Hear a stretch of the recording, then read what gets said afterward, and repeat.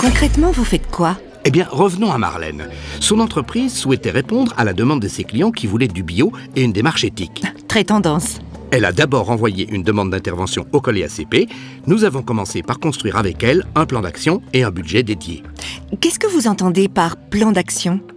Il faut savoir que l'appui du Collé ACP est centré sur l'assistance technique et le renforcement des capacités. Et il est toujours basé sur le partage des coûts entre le bénéficiaire et le Collé ACP.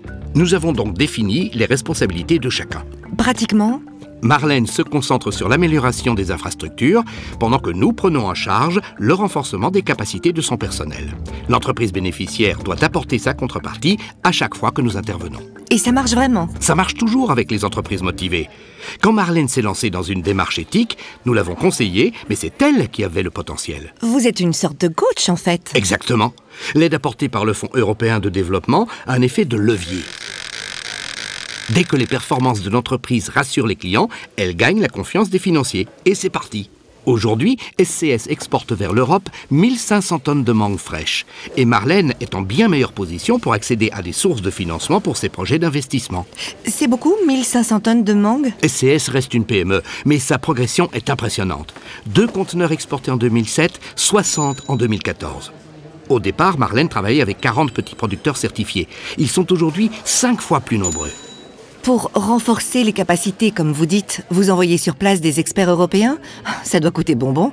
Non, nous travaillons avec les ressources locales. Regardez, cette jeune femme s'appelle Nyama.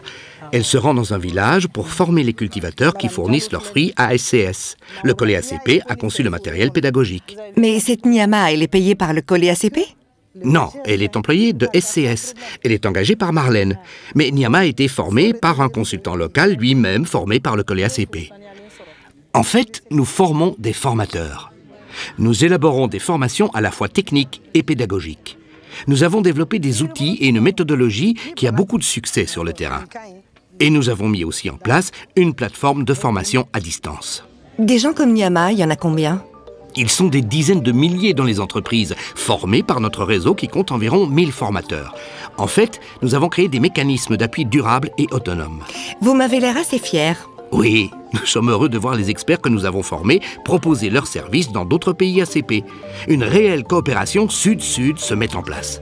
Et j'irai même plus loin, ces consultants locaux participent maintenant à la conception de nos futures interventions. Ils apportent leur input dans notre méthodologie et nos outils. On peut quasiment parler de coopération sud-nord.